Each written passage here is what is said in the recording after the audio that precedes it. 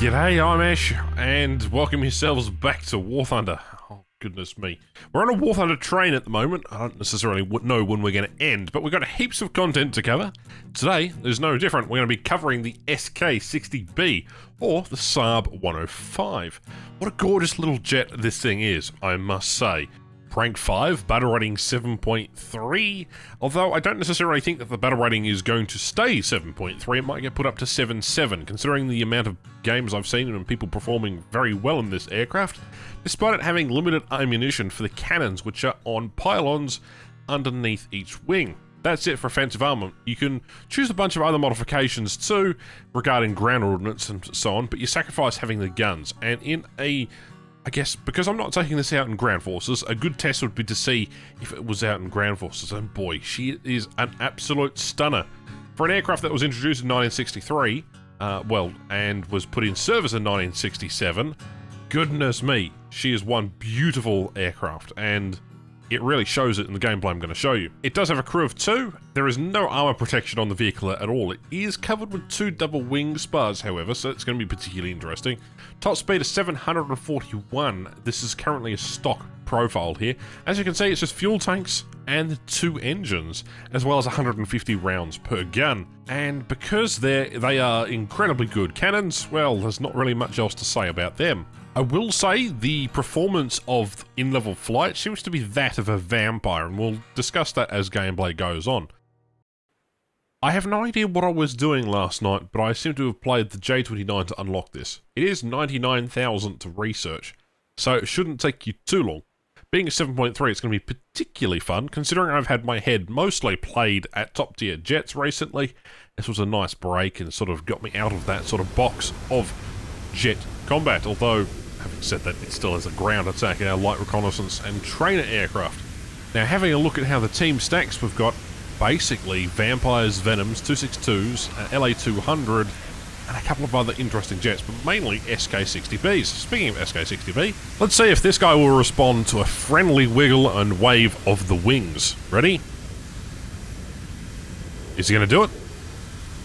Fantastic, there he goes. Bloody brilliant. Is the other guy going to do it? No, he's not, because you are a heathen. It's stuff like this that makes me play War Thunder. And I'm really one that plays unique nations. Hell, I've completed the nations of Sweden, France, Italy, and Japan. They're quite unique and novel in some of the aircraft that they provide. I still have yet to grind through China. China, I need 6 aircraft left. UK, I've got 5. USSR, I've got 4. Germany, I've got 4, and America, I have 8. That brings a total of 27 aircraft left compared to my total before the patch, which was 21 aircraft left to unlock. So we've got a long way to go, and majority of those are rank 6s. I've got all the other aircraft now. It just is a matter of time before I can actually say that I have all the aircraft, and now it's time to actually play them all and give you a rundown of what's good and what isn't. And that'll probably come in future points, or at least later down the line. LA200 is doing some fancy maneuvers up there. He must have spotted something. And there's an F-89D. Now, I have spotted something flying low on the deck, and what do you know? It's an A2D. 7.0, I believe that thing is. Maybe 7.3? I'm not entirely sure. Or is it 7.7? They keep changing the battle rating on the A2D.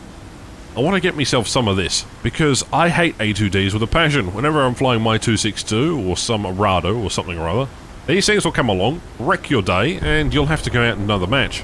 But I despise A2Ds for the very fact that they are incredibly powerful machines.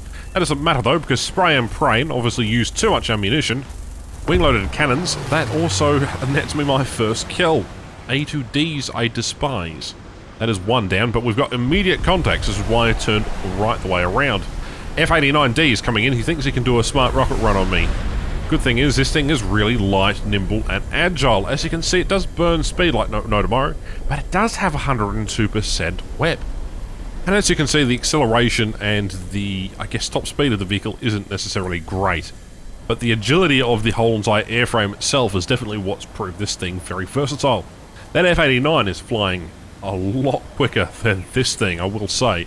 Keep in mind that I am just come out of that inverted loop there, so it's expected that, you know, I'm a bit slower. However, its acceleration is really the drawback. This thing, I really don't have a solid opinion on it, as I haven't fully upgraded it yet. I did test it out on the dev server and I fell in love with this machine when I was testing it.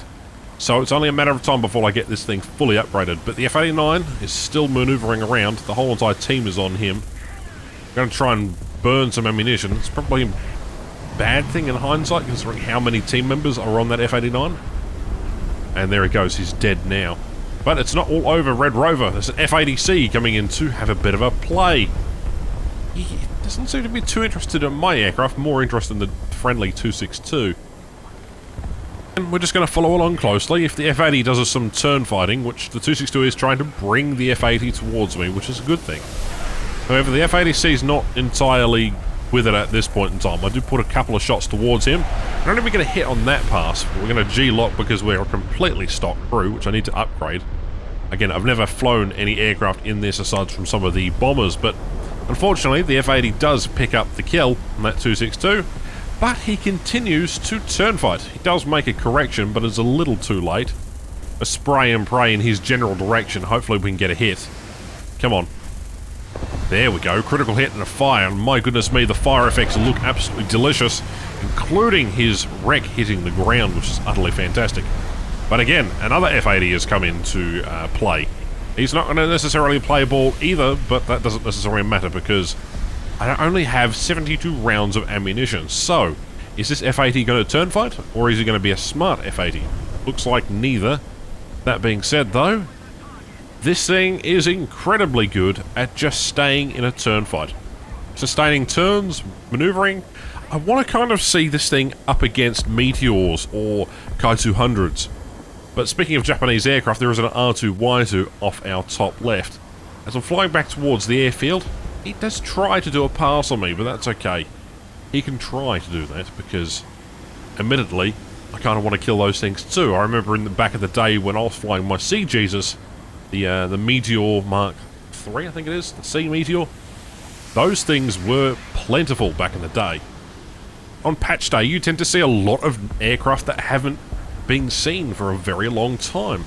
The R2-Y2 is a fantastic airframe, although I guess Japan doesn't really have anything to replace it, considering only one of the variants flew and it had propellers rather than the jet engines you see in the top tier currently. But poor Japan. Doesn't matter. Keeping an eye on my 6 because there are a couple of F-80s behind me, but that's okay. We need to go help this friendly, who's got himself in a bit of a pickle, I think. Regardless, the same, we're going to have to try and save him, but alas, it is too late. He is on fire. That aircraft is going to burn up and basically disintegrate. The R2-Y2 is climbing a bunch, and that gives me an opportunity to go after this A2D. Again, a passion project that I despise greatly is A2Ds, especially considering that they weren't in great numbers, and War Thunder has basically made these things broken, at least when they were first introduced. But that doesn't matter because that's our third kill of the match. 2 ground attackers so far and 1 fighter. Let's see if we can make it another ground attacker. Speaking of which, R2-Y2, we're going to pull up ahead of him, then we're going to pull underneath his guns and hopefully we dip below him. Ooh, we're very lucky there. Now we're going to instantly invert and make sure that we pull into his line of fire, or at least where he's flying.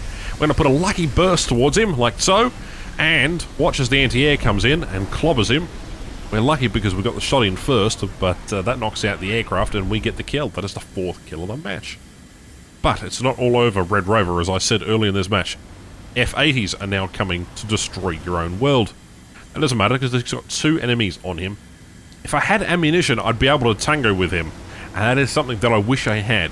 Had this thing had probably 400 rounds of ammunition, this thing wouldn't be as bad, but 300 is rather limiting, and to be honest, I'm glad it has 300, because it forces a little more trigger discipline. If he was right there, I would have been able to engage him, but I'm going to just force myself to land on the runway. As you can see, he is getting chased by a Meteor and a J-29, so there's no absolute way that he can survive that at all. So as you can see, a very nimble aircraft that does have air brakes, that does have flaps, combat flaps, landing flaps as well. That is a very enjoyable experience to fly. I am certainly having fun with this one. Granted, I haven't versed Meteors yet.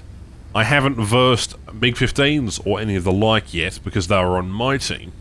So the end result could be a hell of a lot different depending on the teams that you play against, but for the most part, this thing is a very versatile, very quick and very nimble aircraft. And for my very first match, I'm incredibly impressed with this vehicle. I don't know what it is, it just ticks all the right boxes. It really is, I don't know, it's just superb. And I guess that's just Swedish engineering in a nutshell. All I can say is, Galgen, gib the vegan. I sincerely hope you guys are enjoying the new patch, however. It's been an entertaining time for me. I've made quite a lot of videos today. I'm utterly exhausted, you probably hear that in my voice. Regardless to say, that was a heaps good match. 4 air targets with 8 hits. Battle time of 8 minutes, which wasn't too bad. We did get 4 kills, making us the second on the team. Which, again, is not bad. We got Fighter Rescuer and Shadow Strike times 4 as well as Double Strike. We did manage to not get our battle task done, but that's okay because vehicle research points, 62,000 silver and 8,000 research points. And again, it's something that I enjoy flying. I do recommend this aircraft if you're looking for something that might be able to grind out the Swedish jets.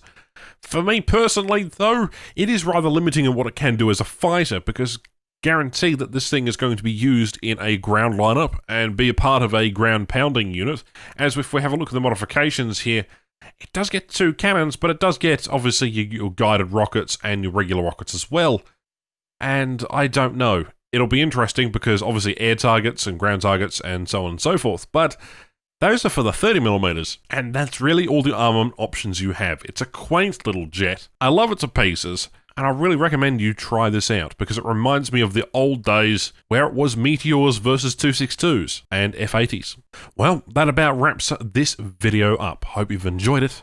Give a like, subscribe, all that stuff. My name is Ash, and I'll catch you in the next one. Bye-bye!